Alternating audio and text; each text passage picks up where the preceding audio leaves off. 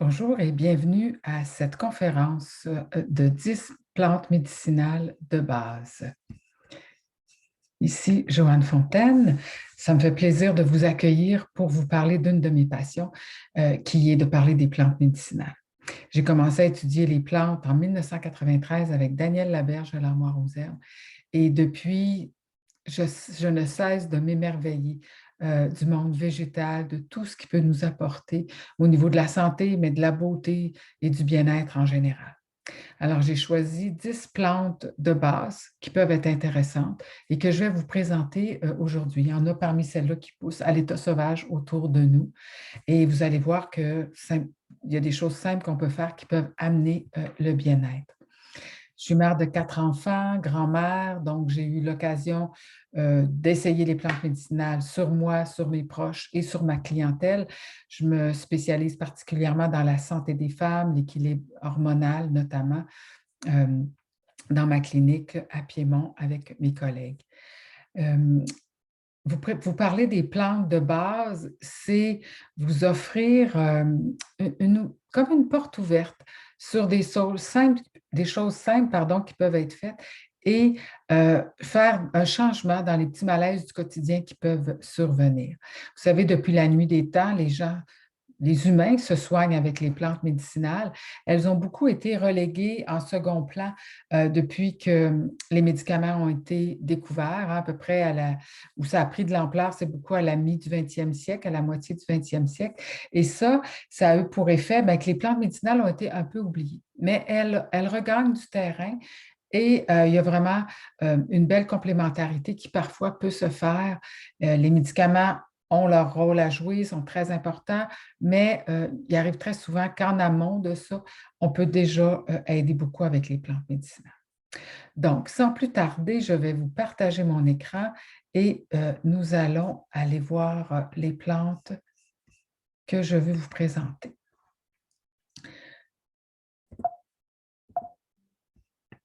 Donc, on dit qu'une mauvaise herbe, c'est une plante dont on n'a pas encore trouvé les vertus. Et c'est vrai qu'on hein, ne connaît pas les vertus de toutes les plantes, mais il y en a déjà beaucoup qu'on connaît. Et peut-être que il y a des choses que vous croisez, que vous ne doutez pas à quel point ça peut être intéressant. Par la fenêtre, là, en ce moment, je vois le sapin qui est déjà extraordinaire, mais bon, ça pourra faire l'objet d'une autre conférence. Mais on a intérêt à regarder ce qui pousse autour de nous et qu'est-ce que ça peut nous offrir. Il y a même un courant en herboristerie où on essaie de se servir des plantes qui poussent dans notre environnement parce qu'elles sont adaptées à nos besoins, à nous, en fonction du climat que nous vivons, parce que ces plantes-là vivent dans le même climat que nous et savent s'y adapter et peuvent nous aider à leur tour à nous y adapter. Alors, c'est intéressant d'avoir des plantes qui viennent d'arrière, il y en a des vraiment superbes aussi, mais il y a quand même des trésors là, qui poussent autour de nous. Je vais vous présenter dans un premier temps quelques transformations qui peuvent être faites avec les plantes. Probablement que vous en connaissez déjà plusieurs, mais je vous présente les principales. C'est sûr qu'il y en a d'autres, ce n'est pas exhaustif ce que je vous présente ici, mais ce sont quand même des plus connus et assez faciles à faire quand on veut le faire soi-même, hein. Il y a plein d'ateliers qui se donnent, il y a des écoles de formation, autant pour se soigner soi, hein, pour faire des petits malaises pour soi ou bien pour en faire une formation professionnelle. Donc, dans un premier temps, il y a les tisanes. Les tisanes peuvent se décliner de différentes façons. Ça peut être une infusion, ça peut être une décoction et même une tisane solaire. Je ne l'ai pas écrit là, mais je vais quand même vous en parler. Une infusion, qu'est-ce que c'est? C'est simplement qu'on va verser de l'eau chaude, de l'eau bouillante ou autour de 80, 85 degrés, 90, ça peut aller jusque-là, un peu comme le thé, hein. Selon les types de thé, on va donner un certain degré de chaleur de l'eau. Écoutez, on peut être assez pointilleux là-dessus. Il y en a même qui vont aller en deçà de 80 pour dire de préserver davantage les propriétés des plantes. Moi, ce que je vous dirais, pour se simplifier la vie, même avec de l'eau bouillante, les plantes vont donner leurs propriétés et vont être très intéressantes. De le faire avec un peu moins d'eau chaude, autour de 85, c'est excellent aussi, un peu comme avec le thé. Hein, on pourrait débattre par rapport à ça, mais tout ça pour dire qu'une infusion, c'est de l'eau chaude qui est versée sur les plantes qu'on laisse infuser de 10 à 15 minutes à peu près. On dit 5 à 15 millilitres par tasse. Ça va dépendre si on a affaire à des plantes très aromatiques. Si je pense au thym, au romarin, par exemple, eh bien, on n'a pas besoin d'en mettre beaucoup, surtout si on a un thym de qualité qui a poussé en Méditerranée où il est super concentré.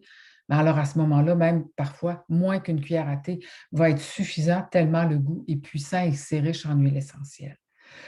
Par contre, si on a affaire à une plante qui est plus nutritive. Je pense à l'ortie dont on va parler un petit peu plus tard, l'avoine fleurie, hein, que vous connaissez peut-être. Hein. Je ne parle pas du gruyot ou des flocons d'avoine, mais vraiment de l'avoine avant qu'elle soit en fleurs, en fruits, pardon, au moment où elle est en fleurs. Il y a un stade précis où les herboristes, nous, on la récolte et ça donne vraiment une plante très nutritive et excellente pour le système nerveux.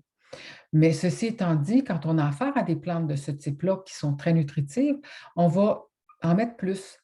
On peut aller jusqu'à une cuillère à table ou 15 millilitres parce que elles vont pouvoir, elles, se donner plus de nutriments. C'est ça qu'on va aller chercher, particulièrement des minéraux. Alors, si on veut se reminéraliser, et on va le voir tantôt avec l'ortie, bien là, on en mettra plus. Une décoction, qu'est-ce que c'est? C'est qu'on va faire mijoter la plante avec l'eau. Hein?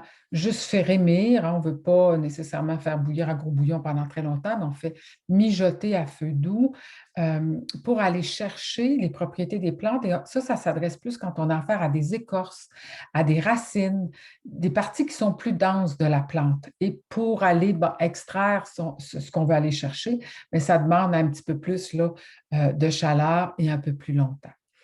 On ne le fera pas nécessairement avec des graines, hein, parce que les graines, même si ça a beau être dense, mais comme le fenouil, par exemple, je vais plutôt le broyer puis mettre juste de l'eau chaude et comme ça, on préserve les huiles essentielles parce que la première chose qui s'évapore, une des premières choses avec la vapeur d'eau, bien sûr, quand on fait bouillir des plantes, bien, ce sont les huiles essentielles. C'est pour ça que c'est important de mettre un couvercle. Hein, quand vous avez une tasse à tisane, bien, habituellement, vous avez un couvercle dessus qui permet de conserver les huiles essentielles et les arômes.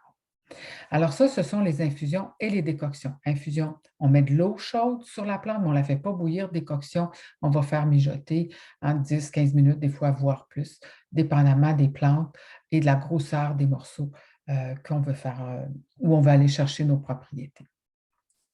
Je vous ai parlé de la tisane solaire. Ça, c'est super intéressant. Au moment où j'enregistre ça, puis où je vais vous l'offrir, on est au printemps. Et ça va être bientôt le temps là, de prendre des plantes. Les plantes vont sortir. Ça peut être de la mélisse, ça peut être de la camomille, de la menthe, hein, les plantes aromatiques du jardin qu'on peut avoir et en mettre dans un pot maçon, plus ou moins gros, dépendamment de la quantité qu'on veut faire. On en met quand même là, beaucoup plus que si on faisait une infusion, par exemple et on ferme bien le pot et on peut le coucher au soleil pendant quelques heures. Souvent, moi, je fais faire ça le matin et vers 2-3 heures l'après-midi, je vais ouvrir le pot. Et là, c'est une infusion solaire. Hein. C'est le soleil qui, lui, a fait l'infusion. Donc, l'eau est comme un peu tiède habituellement, mais c'est beaucoup plus délicat comme goût qu'une infusion ou une décoction qu'on aurait faite. C'est absolument délicieux. Et ça, c'est une autre façon intéressante quand on a beaucoup de plantes dans notre jardin, ben, d'aller en profiter et d'avoir un breuvage qui est intéressant. Ensuite, il y a les concentrés liquides.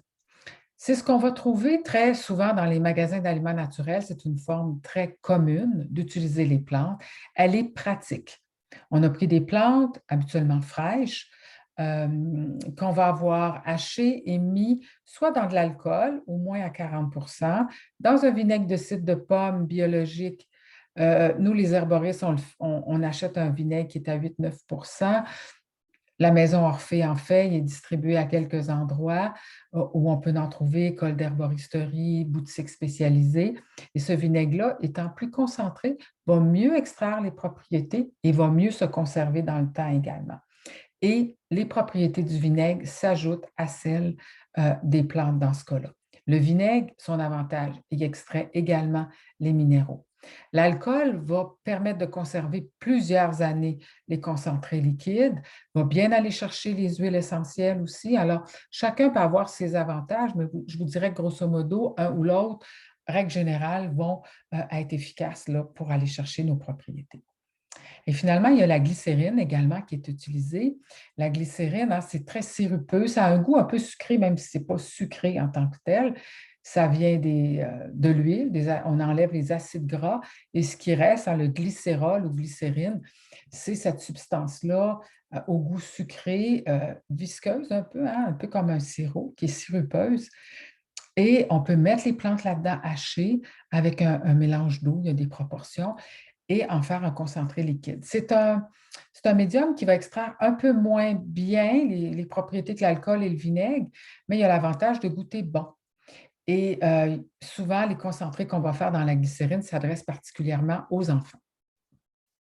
Alors voilà, et les dosages, ça va être entre 1 millilitre ou plus selon le ratio de plantes, la concentration de ce liquide-là qui aura été fait. Alors, il faut suivre à ce moment-là les indications du fabricant. Quoique, si on est sensible, règle générale, dans ce qu'on prend, peut-être qu'on aura besoin moins que le dosage qui est indiqué. C'est toujours sage de commencer avec des dosages réduits et d'augmenter graduellement jusqu'à ce qu'on atteigne notre point de confort, c'est-à-dire où on se sent bien, mais on sent les effets de la plante aussi. Maintenant, parlons des sirops. Les sirops, c'est une décoction, hein, on vient d'en parler. On fait mijoter les plantes avec de l'eau, on les laisse mijoter un certain temps. Il y a des recettes là-dessus. Et puis ensuite, on va filtrer, on va rajouter du miel, on peut rajouter de la glycérine aussi. Et dépendamment de ce qu'on va aller chercher, si c'est un sirop pour le système respiratoire, digestif, etc., on va faire nos choix de plantes en conséquence. Ça se conserve moins longtemps qu'un concentré liquide, hein, surtout quand on le fait maison, mais moi, je m'en fais habituellement à l'automne et je le garde jusqu'au printemps, par exemple, pour la toux, et c'est vraiment intéressant pour ce genre de problème-là. Finalement, dans ce que je vous présente là, il y a les onguents. Les onguents, c'est qu'on va faire macérer les plantes dans de l'huile. Elles peuvent être fraîches ou séchées. Si c'est frais, il y a des petites précautions à prendre. Il faut savoir, hein, il y a certaines plantes qui peuvent moisir plus rapidement. Alors, bon, il y a une manière de faire.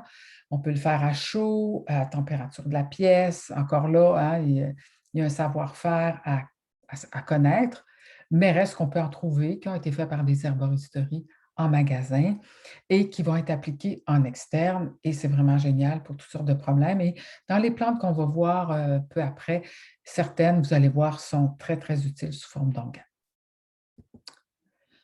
Alors ici, je vous présente les 10 plantes qu'on va voir dans le cadre de notre rencontre aujourd'hui.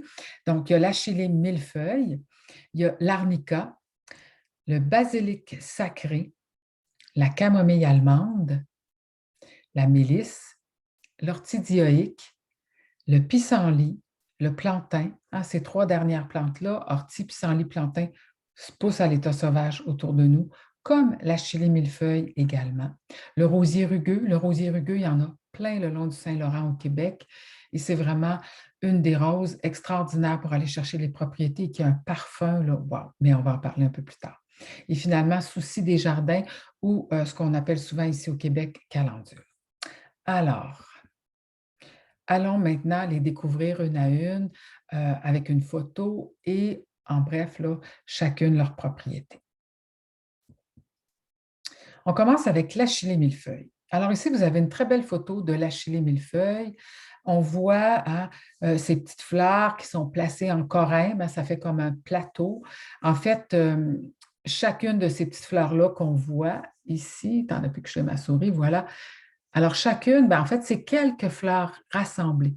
Elle fait partie de la famille des astéracées, ce qu'on appelait autrefois les composés, c'est-à-dire que c'est plusieurs fleurs qui sont regroupées ensemble. Ce sont de minuscules fleurs qui sont regroupées ensemble et sur un même le réceptacle. Mais bon, ça, c'est un petit volet botanique. Qu'est-ce qu'on récolte chez l'achillée millefeuille? C'est à peu près ce qu'on voit là. Voyez-vous, alors les fleurs, la tige et quelques feuilles. C'est environ une quinzaine de centimètres du haut de la plante qu'on va récolter. Autrefois, on l'appelait aussi l'herbe à dinde. C'est un des termes là, sous lequel elle est connue ici au Québec. C'est une de mes préférées pour la fièvre. Elle est vraiment extraordinaire pour la fièvre, cette plante-là. Elle pousse ici et là, un peu partout à l'état sauvage. On peut facilement l'installer dans nos jardins. On la trouve en pépinière. Elle se décline en différentes couleurs. On peut la voir rouge, rose. Des fois, il y a des terracotta aussi. On peut toutes les utiliser de manière médicinale parce qu'elles ont toutes l'arôme de la chili. Elle a un arôme particulier qu'on peut facilement reconnaître. Alors, ces propriétés, vous voyez, elle a toute une liste. C'est une anti-inflammatoire géniale pour le système digestif particulièrement. Alors, s'il y a de l'inflammation, toutes les ites, hein, colite, gingivite, bon, gastrite, etc., ce sont des inflammations. Quand ça finit en it, ben, la chili peut être intéressante à ce niveau-là. Elle est antiseptique, hein, c'est-à-dire qu'elle va tuer les bactéries. D'ailleurs, elle est très bonne en externe pour les coupures ou les plaies. Elle est également antispasmodique, donc elle va diminuer les spasmes, ce qui fait qu'elle est bonne quand il y a des menstruations qui sont difficiles, par exemple. Apéritive, elle va aider à stimuler l'appétit. Elle a une légère amertume. Si on la laisse infuser plus longtemps, on va vraiment goûter cette amertume-là. Et l'amertume a pour effet de venir réveiller les papilles qui goûtent l'amertume dans le fond de la langue. Et ça envoie un système au cerveau et aux cellules de notre système digestif pour dire il y a de la bouffe qui s'en vient, préparez-vous. Et là, ça met en branle la sécrétion des sucs gastriques, des enzymes pour venir mieux digérer. Astringente, elle resserre les tissus. Astringente, hein, c'est grâce aux tanins qu'il y a dans les plantes. On tannait les peaux avec les tanins, hein, il y en a beaucoup dans les écorces d'arbres habituellement, et on se servait autrefois des écorces d'arbres pour tanner les peaux. Et ça resserre les tissus, ça fait que le cuir devient résistant. Bon, c'est sûr que quand on prend des plantes, hein, on ne met pas des concentrations aussi grandes que si on voulait tanner des peaux, donc, mais il y en a dans les plantes, beaucoup de plantes contiennent des tanins et ça a pour effet de venir resserrer nos cellules. Donc, quand il y a de l'inflammation, hein, ça retonifie les tissus, ça protège aussi mieux contre, par exemple, des bactéries ou des pathogènes. Astringente, anti-inflammatoire, ça va souvent ensemble. Cicatrisante, c'est vraiment une cicatrisante. Je me rappelle d'une anecdote, on était allé faire du camping avec des amis il y a plusieurs années de ça, et notre ami s'était cogné la tête comme un morceau de métal qu'il y avait, on avait une Westphalia, et puis il y avait bon, un morceau de métal qui tenait une toile, en tout cas, il arrivait avec entrain, puis il ne s'est pas baissé la tête, et là, il s'était vraiment fendu le dessus du crâne et ça saignait. Et là, sa conjointe était là, les deux mains sur sa tête, puis elle avait les mains pleines de sang parce que, bon, ça saignait beaucoup. Puis, ah, Joanne, Joanne, bon. Alors, et moi, je me rappelais la veille, en me promenant dans le terrain de camping, avoir vu un beau bosquet d'achillée. Je le trouvais particulièrement vibrant et beau. Et là, tout de suite, je me suis dit, ah, achillée millefeuille. Et je suis partie en courant, je suis allée chercher quelques feuilles, je les ai broyées. Ah, bon, quand c'est pour nous, on peut les mastiquer puis les mettre, mais bon, si c'est pour quelqu'un d'autre, on ne les met pas dans notre bouche, bien sûr. On les broie et on a mis ça tout de suite et le sang a arrêté parce que comme on le voit un peu plus loin dans ses propriétés, elle est hémostatique. Ça veut dire que ça arrête le sang. Donc, ça a arrêté le sang, ça a eu un effet désinfectant aussi. Et c'est cicatrisant, ça a très bien guéri après. Alors, d'ailleurs, un de ses noms populaires est l'herbe aux coupures, herbe aux militaires. Elle a servi pendant la Première Guerre mondiale. Les médecins s'en servaient pour panser les plaies des soldats. Alors, vraiment intéressante, même au niveau externe, ça peut être en compresse, les feuilles, mâchouillées aussi, si vous êtes en nature, que vous mettez sur une plaie, ça va être cicatrisant, hémostatique et antiseptique. Fébrifuge, c'est ma plante fébrifuge par excellence. Avec 4 enfants, vous imaginez bien que des fièvres, hein, j'en ai vu. Quand j'ai commencé à étudier l'arboristerie, mes enfants étaient encore jeunes. Alors, je me rappelle de certaines expériences. Bon, la première, j'ai essayé d'en mettre dans le bain, mais ça n'a pas été un succès parce que mon enfant ne voulait pas aller dans le bain, elle était fiévreuse. Mais on peut la donner un petit peu de tisane. Ce n'est pas elle qui a le meilleur goût, mais on peut en donner dans un peu de jus. Moi, j'aime le concentré liquide. Je l'ai fait habituellement dans le vinaigre, dans un peu de jus de pomme, de raisin, de tomate. Ça masque bien le goût du vinaigre, mais même jus d'orange, mes enfants ont été habitués comme ça à en prendre là, quand ils en avaient besoin. Et c'est vraiment super efficace. Je l'ai vraiment expérimenté. À un moment donné, je faisais de la fièvre, je l'ai prise. Et quand on fait de la fièvre, on a l'impression que toute la chaleur est prise. Et en prenant la chili, j'ai vraiment senti que c'est comme si ça dégage la chaleur, ça ouvre les pores de peau et tout doucement, la chaleur s'évacue. Ça soutient l'organisme dans le processus de la chaleur, de la fièvre. Vraiment, wow, ça, c'est ma plante.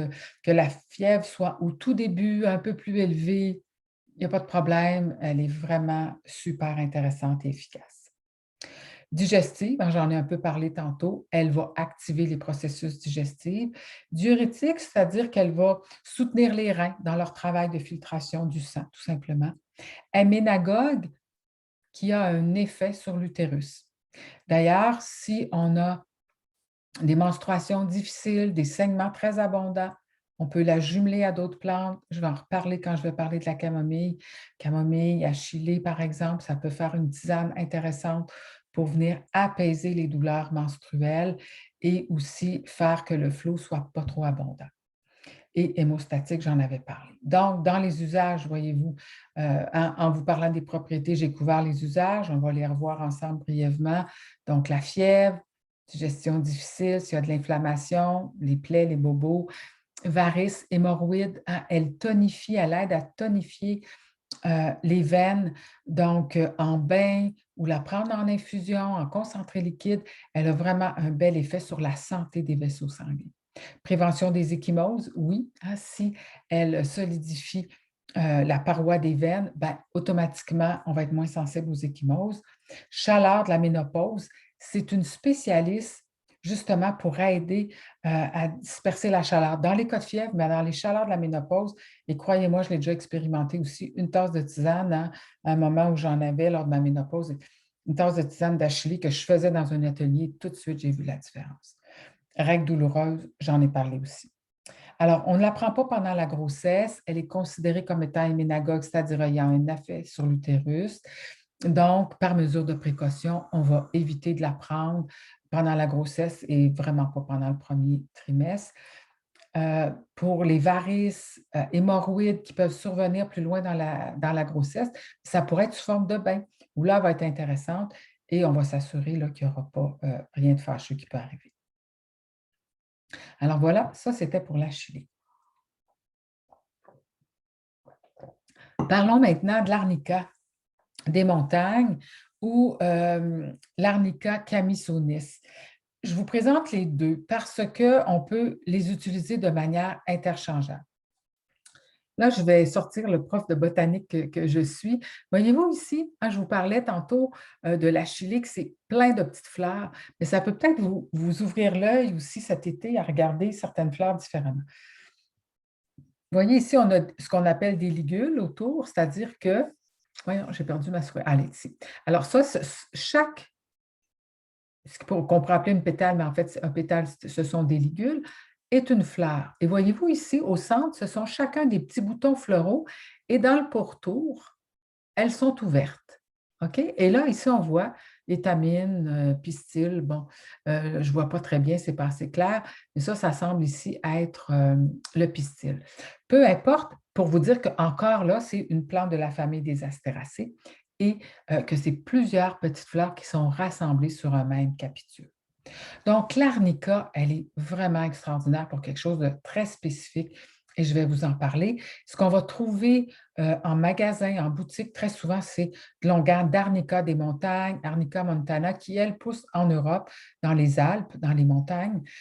Et nous, ici en Amérique du Nord, on a l'arnica camisonis qu'on peut avoir au jardin. L'une et l'autre, on peut les avoir au jardin, mais l'arnica camisonis, ici au Québec, elle pousse super bien, elle va s'étendre graduellement. On va pouvoir récolter les fleurs et en faire un onguent. Mais sinon, on n'a pas besoin de se casser la tête. Il y en a, c'est quand même quelque chose de très, très courant dans les pharmacies et dans les magasins d'aliments naturels. Alors, elle, c'est en externe. C'est vraiment sous forme d'onguent qu'on va la privilégier son usage. Je l'ai vu en concentré liquide, je l'ai déjà utilisé en concentré liquide, mais je n'ai pas vu un effet aussi intéressant. C'est comme sous forme d'onguent, c'est d'abord une macération dans l'huile. On dirait que l'huile est un meilleur solvant pour aller chercher ses propriétés. Alors, elle est analgésique, anti-échymotique, c'est-à-dire que Vraiment, pour éviter les bleus, elle est extraordinaire. Cicatrisante, stimulante circulatoire. Donc, en cas d'échymose, d'entorse, d'élongation musculaire, de douleur articulaire, de varices, elle est vraiment extraordinaire. On devrait tous avoir un onguent, un tube ou un petit pot d'onguent d'arnica à la maison pour les petits bobos qui peuvent sur des enfants qui commencent à marcher, qui se cognent, on peut en mettre quand ils ont des bobos pour éviter que ça fasse une prune, un bleu. C'est magique. Je vous raconte.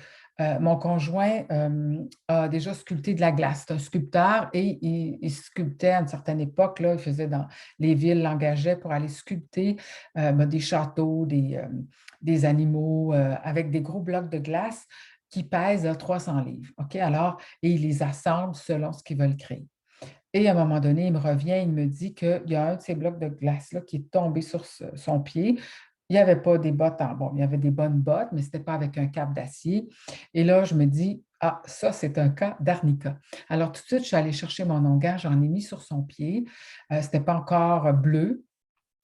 Et le lendemain matin, quand j'ai regardé son pied, il n'était pas bleu, mais je n'en avais pas mis sur les orteils et deux des orteils étaient bleus. Puis je me disais, ah, il aurait fallu que je couvre tout le pied. Mais ça montrait à quel point c'est super efficace. Je l'ai déjà vu aussi me coincer les doigts et là, je me dis, ah, wow, ça me faisait tellement mal. Alors, quand ça me fait mal jusqu'au cœur, j'ai mis de l'onguent d'arnica. Je suis allée faire d'autres choses, puis à un moment donné, je me suis dit, ah, mais c'est vrai, moi, je m'étais fait mal, puis j'y pense même plus.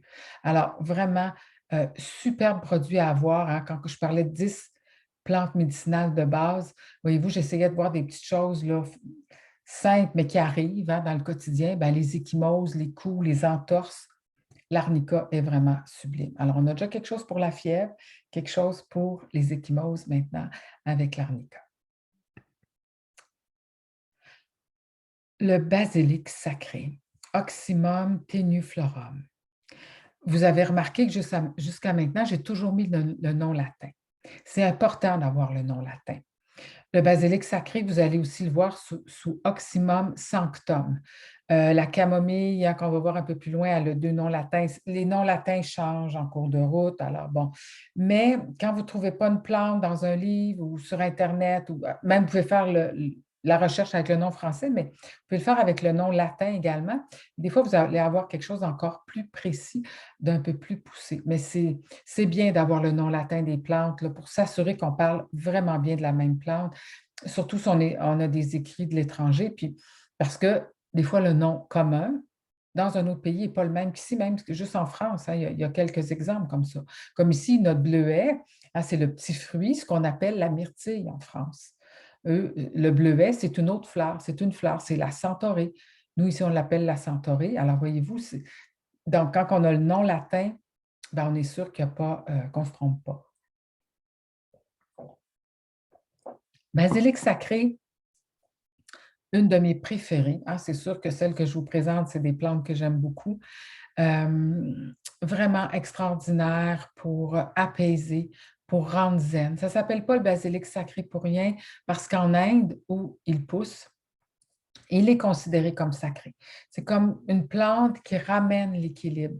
En médecine ayurvédique, la médecine traditionnelle de l'Inde, on dit qu'il est rasayana, c'est-à-dire qu'il ramène l'équilibre dans le corps.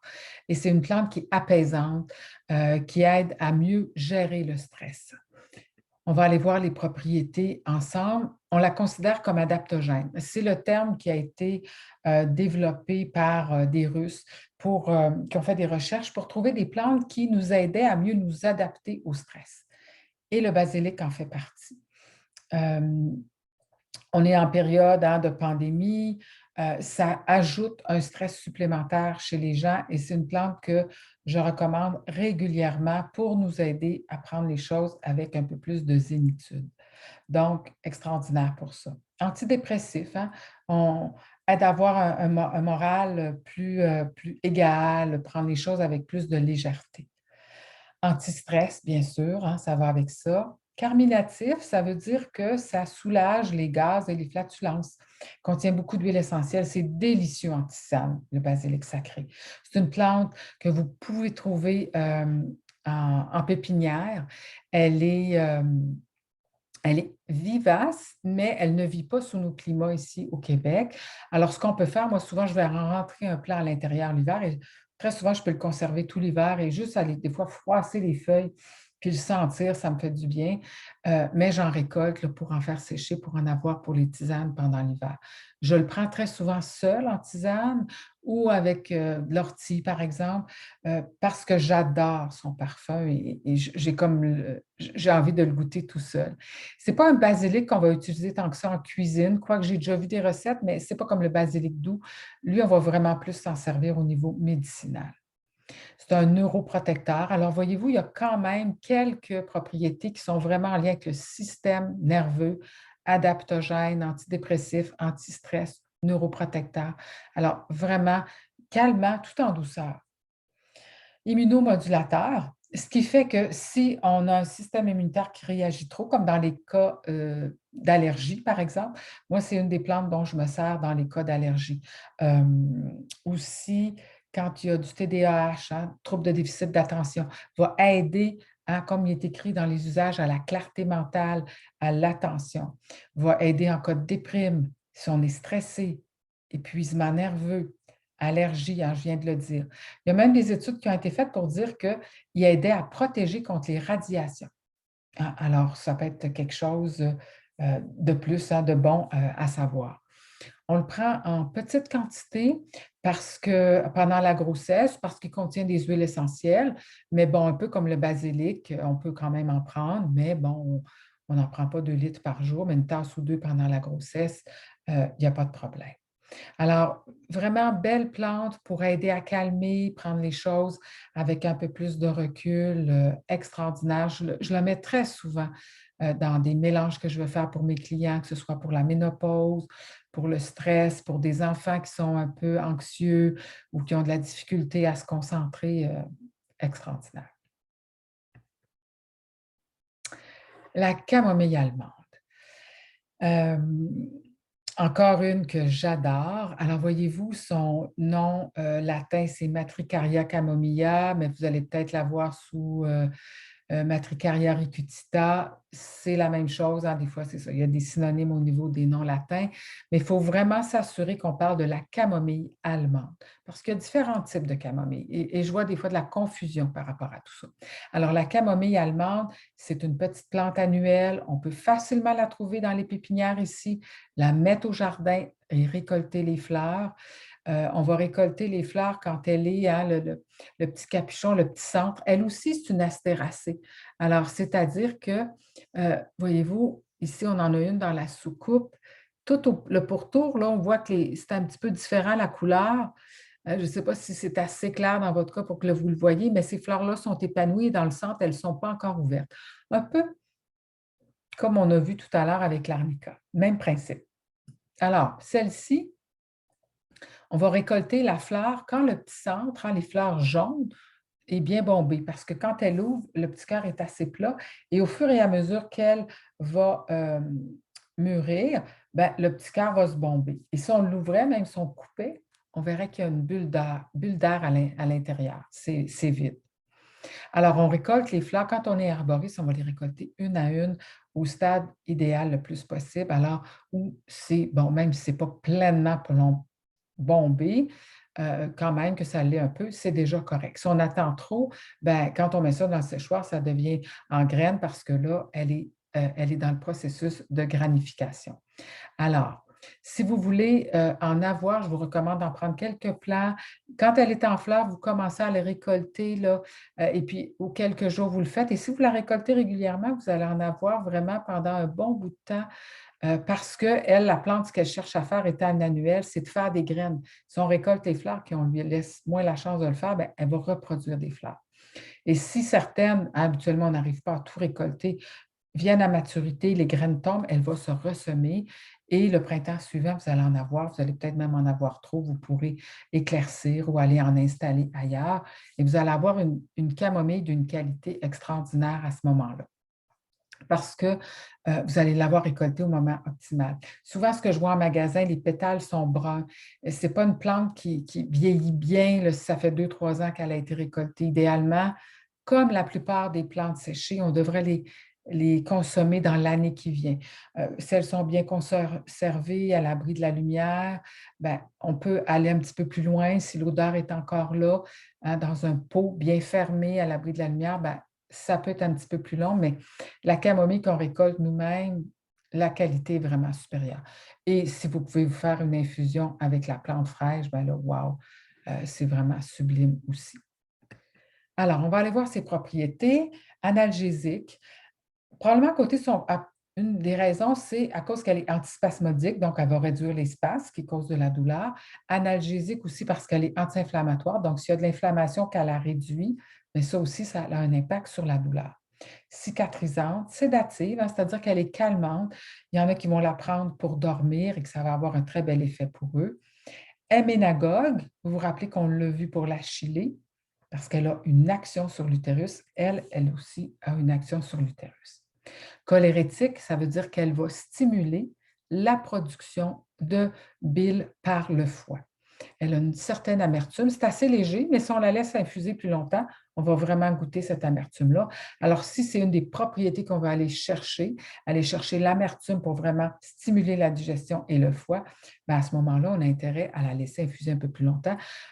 Oui, mais le goût ne sera peut-être pas aussi agréable, mais l'amertume, il y en a qui aiment, et c'est très bien parce que, surtout quand on vieillit, souvent notre système digestif est moins performant et l'amertume va vraiment venir là, le retonifier, ce système digestif. Alors, où est-ce qu'on va l'utiliser? Les HIT, un peu comme j'ai parlé pour la chili, mais elle, c'est une spécialiste de toutes les inflammations au niveau digestif. Et surtout en infusion, parce qu'en infusion, on prend un bon volume de liquide et ça va venir enrober, tapisser toutes les muqueuses et ça va être super intéressant pour diminuer l'inflammation, la douleur et tout ça. Inflammation articulaire également, où elle va être bien appréciée.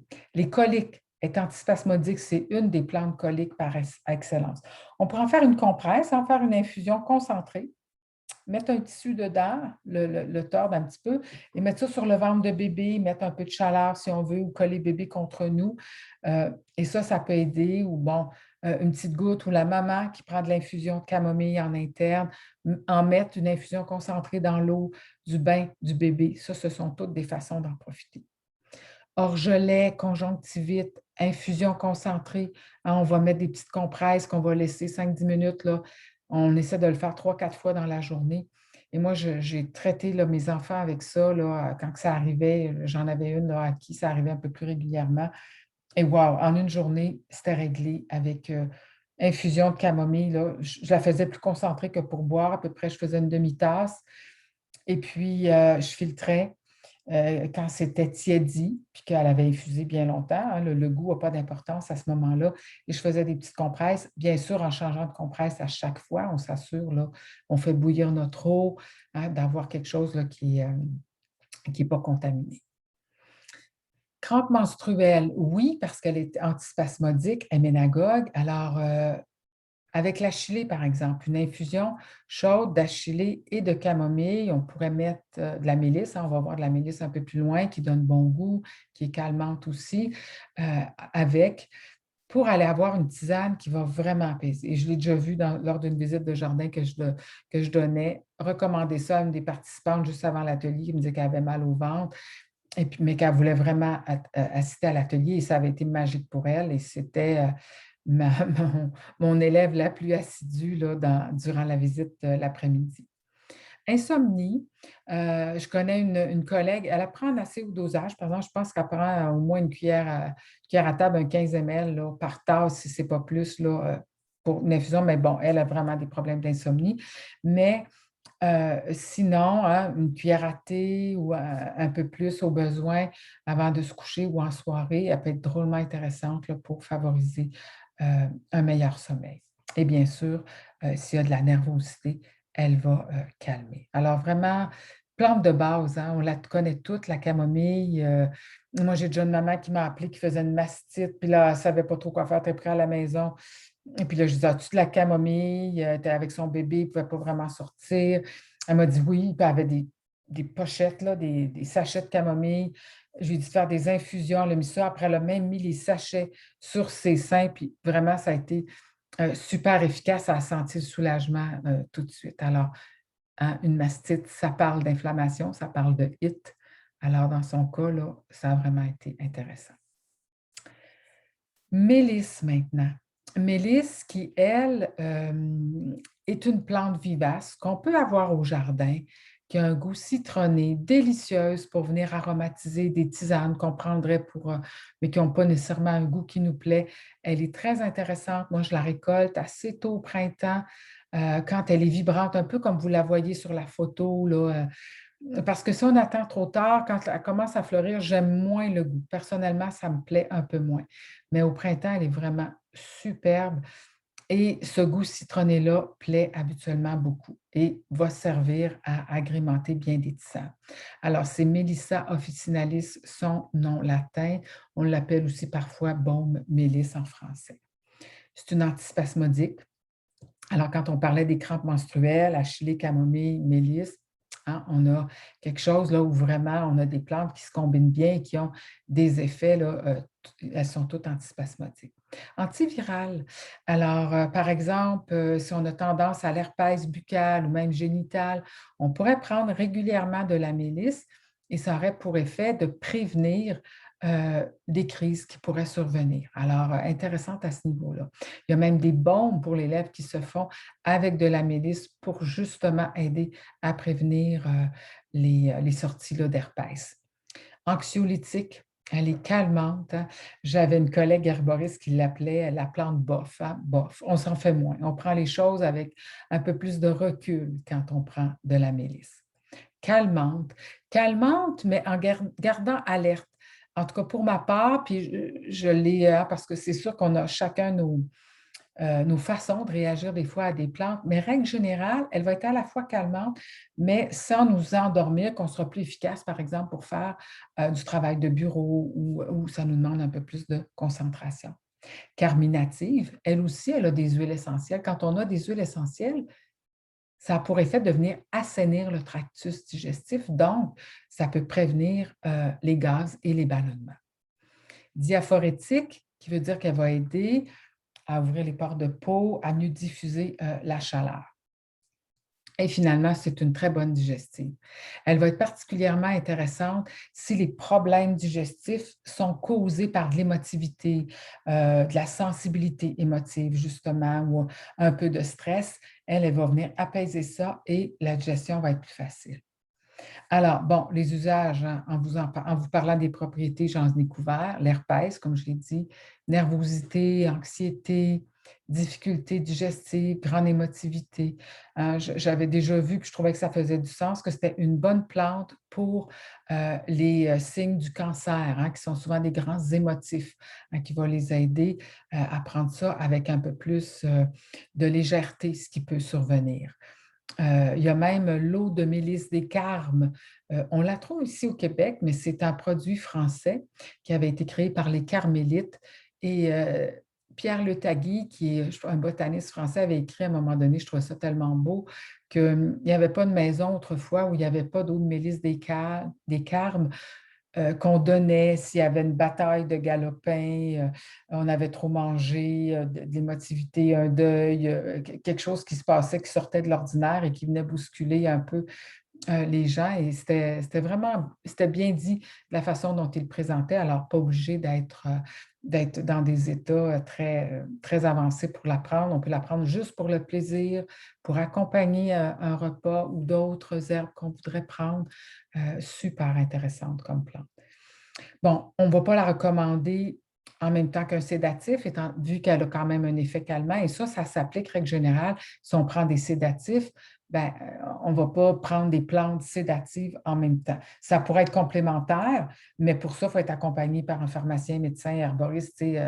Conjointement, on ne fait pas ça à la légère parce que ça pourrait venir potentialiser, augmenter l'effet de la médication, par exemple. Vigilance avec hypothyroïdie, elle pourrait, dans certains cas, surtout si on la prend d'une manière régulière, pardon, venir aggraver l'hypothyroïdie.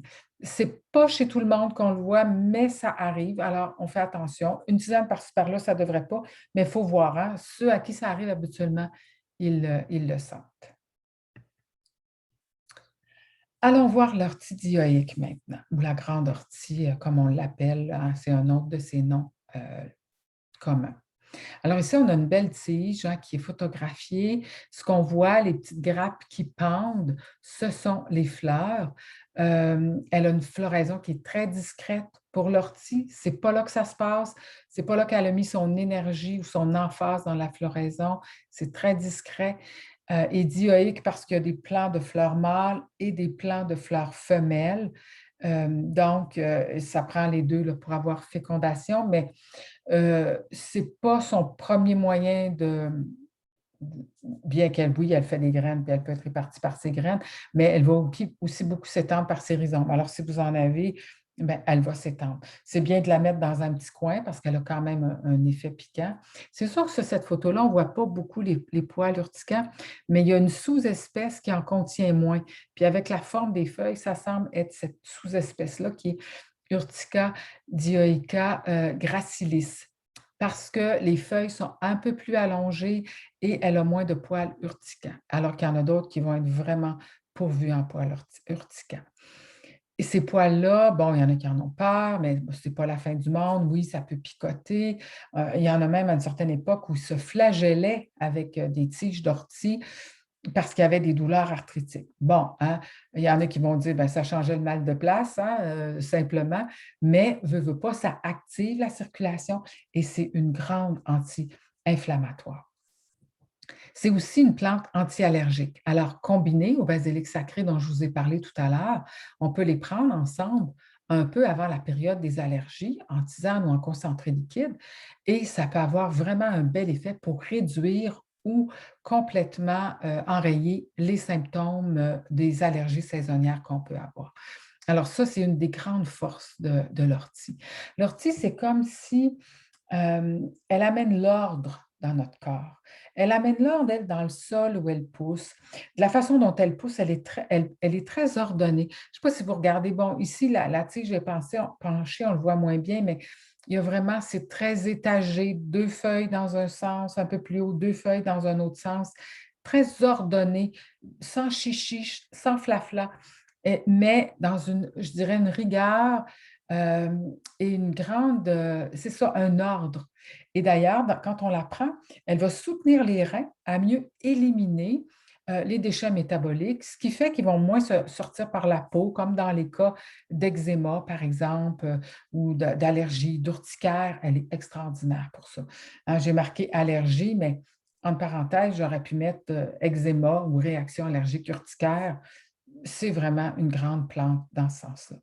Anti-anémique, elle est très riche en fer, l'ortie. Alors, c'est pour ça qu'on peut prendre une tisane d'ortie avec une cuillère à table par tasse et la laisser infuser longtemps. Des plantes nutritives comme ça, on peut les laisser infuser 3-4 heures. Il y en a plusieurs qui vont même laisser infuser toute la nuit et filtrer le matin. Mais déjà, de la laisser infuser plus longtemps que d'habitude, même si c'est quelques heures, une demi-heure, déjà, on gagne en nutriments. Alors, superbe plante pour prévenir l'anémie. Alors, quand il y a des menstruations abondantes, par exemple, vraiment génial pour ça. Astringente, hein, elle aussi, elle va resserrer les tissus, va aider à un bon équilibre des tissus, par exemple, dans le système digestif, des parois digestives. Dépurative, qui va permettre de mieux éliminer les déchets organiques et du coup que notre sang soit purifié et bon, qu'il y ait moins de maladies de peau, par exemple. Diurétique, justement, j'en parlais, elle aide les reins à mieux faire leur travail.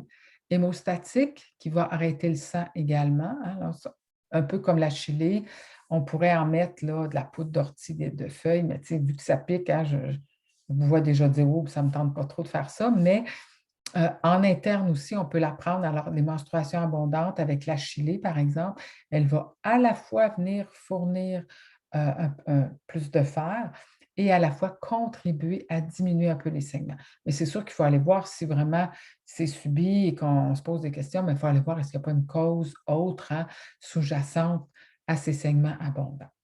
Nutritif, j'en ai parlé. Et du coup, ça fait que c'est un tonique général.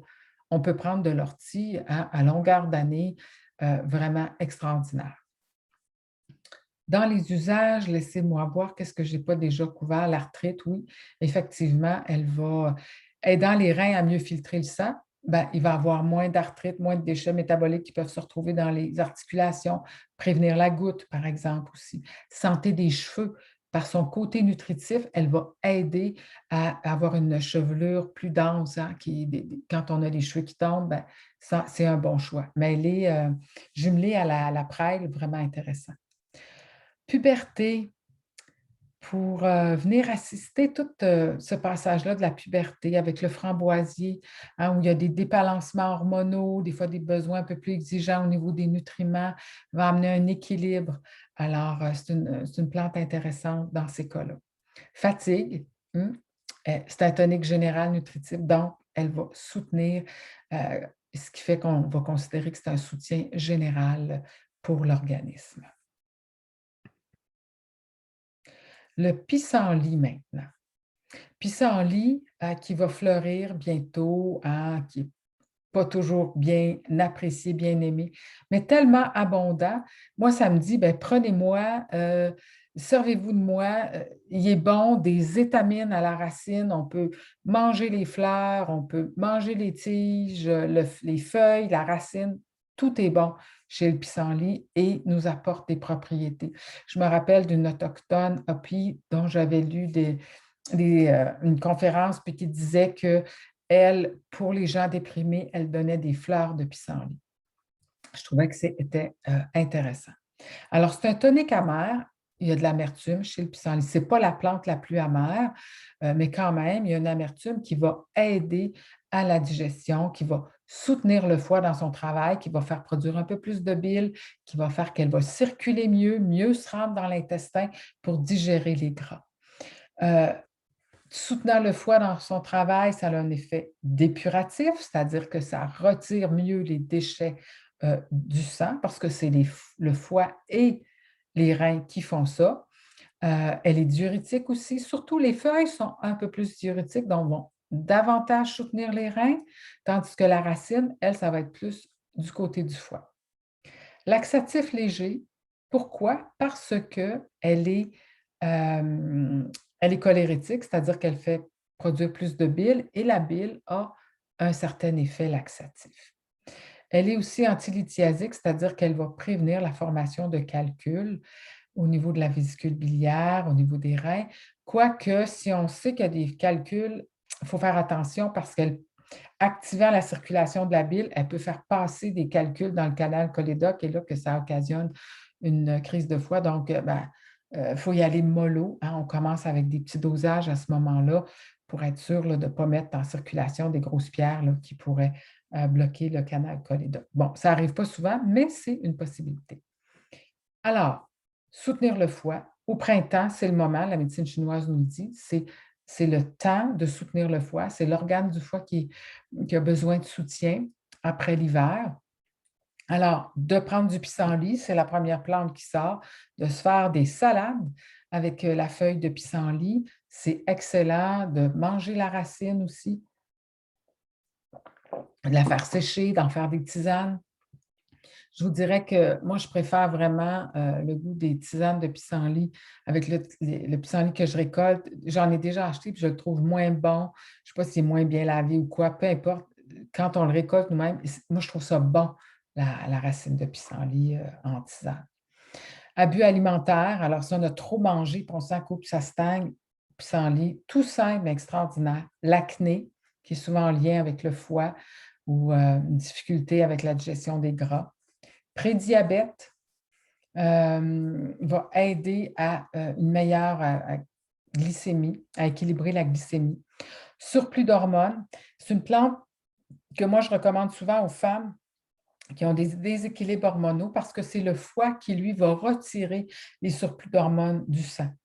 Mais s'il est surchargé par de l'alcool, des médicaments, trop de, plein de choses, ou qu'il y a une faiblesse, ben, il n'arrivera pas à retirer de la circulation les hormones qui sont en trop et du coup, ça va occasionner des symptômes.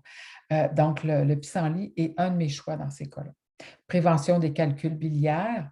Puis, il y a des recherches qui ont été faites sur le cancer aussi qui auraient un effet préventif sur le cancer.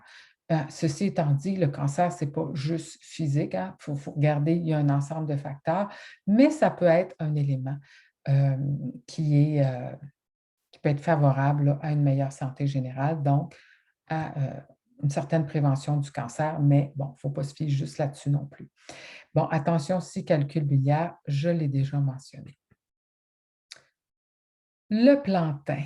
Le plantain, on marche dessus, il pousse souvent où le sol est tapé, hein, on le connaît, ses feuilles coriaces. Ici, ce qu'on voit, c'est le plantain majeur, Plantago major, mais il y a aussi le plantain lancéolé qui a des feuilles justement plus élancées, qui est très bien. Moi, je l'aime bien, le plantain majeur, lancéolé, j'en ai mis dans mon potager et ses feuilles restent plus belles. Plantain majeur, souvent, il est attaqué par les insectes, il est très près du sol, tandis que le plantain lancéolé, les feuilles vont pousser plus haut. Et moi, j'en mange, j'en mets dans mes smoothies tout au long de l'été, les feuilles fraîches.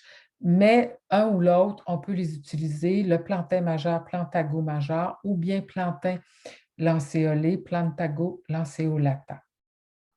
Allons voir maintenant ses propriétés. C'est aussi un anti-inflammatoire. Je vous dirais qu'on s'en sert beaucoup pour les muqueuses. La peau, c'est un spécialiste de la peau. C'est aussi très bon pour toutes les muqueuses du système respiratoire et du système digestif. Alors, anti-inflammatoire, astringent. Vous vous rappelez un peu plus tôt, hein, j'ai dit qu'il y a souvent un lien entre les deux. Cicatrisant, dépuratif, hein, vous vous rappelez probablement de ce que ça veut dire, hein, aide à purifier le sang. Émollient, ça veut dire qu'il contient des mucilages. Des mucilages, c'est un peu comme quand on met de la graine de lin dans de l'eau, ça crée un certain gel. Et ça a un effet tapissant, un effet apaisant sur les muqueuses, rafraîchissant. Expectorant, cet effet émollient-là aussi va aider à l'expectoration quand il y a du mucus au niveau des voies respiratoires. Et c'est également un hémostatique qu'on peut mettre sur la peau quand il y a une coupure, hein, les feuilles. D'ailleurs, une des choses qu'on peut faire avec le plantain, on se fait piquer, on se coupe, on prend la feuille, on la broie, là, on essaie d'aller sortir un petit peu le jus ou bien on la mâchouille et on met ça sur la piqûre et c'est vraiment génial.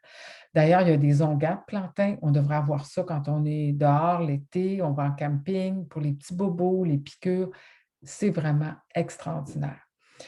S'il y a des ulcères, de l'irritation gastrique, il va venir réparer, aider à réparer la muqueuse, hein, de prendre l'infusion pendant plusieurs jours, quelques semaines pour venir aider à réparer la muqueuse. Alors, quand il y a des irritations, des inflammations du système digestif, alors, on peut voir ce que ça fait sur la peau, mais ça le fait sur notre peau intérieure, dans notre système digestif également.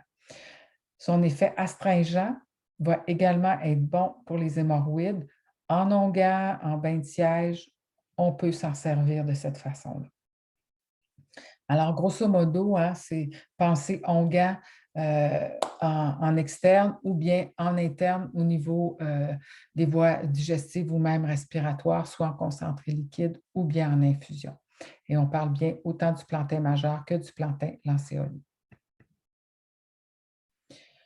Maintenant, le rosier rugueux, Rosa rugosa.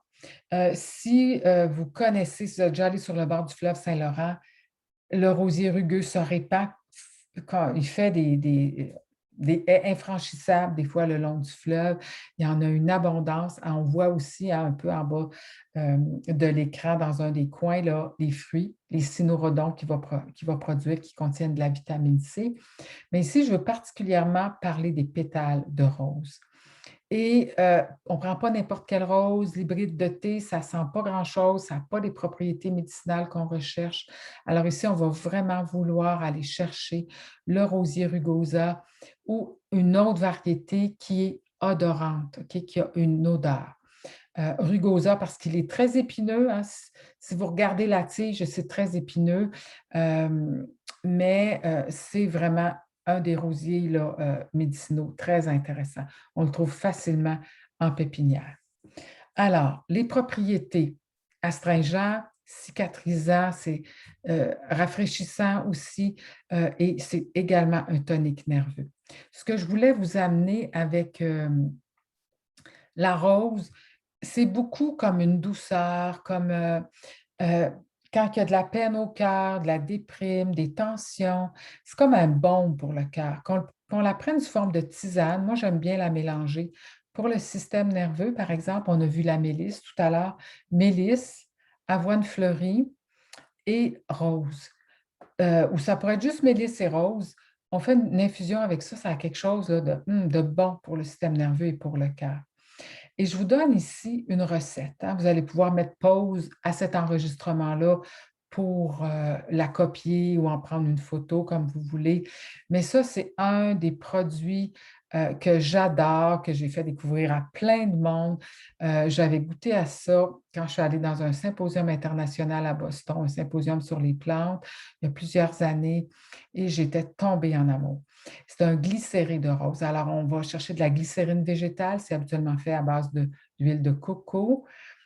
On mélange ça avec de l'eau distillée ou une bonne eau de source, hein, et des pétales de rose frais. Je l'ai déjà essayé avec des séchés, ça n'avait pas aussi bien fonctionné. Ça avait comme tourné. Alors, je ne peux pas vous donner une recette avec des pétales séchés, mais avec les pétales frais, elle a fait ses preuves. J'ai donné cette recette-là à plein de gens. Elle se trouve dans un livre aussi auquel j'ai participé. Et vraiment, c'est extraordinaire. Et moi, je le fais avec la Rosa rugosa. Certains m'ont dit qu'ils n'arrivaient pas au même résultat. Peut-être c'est parce qu'il y avait un autre type de rose. Avec la Rosa rugosa dans ces proportions-là, c'est vraiment génial. Je me rappelle à un moment donné, dans un événement là, sur les herbes, on en avait parlé.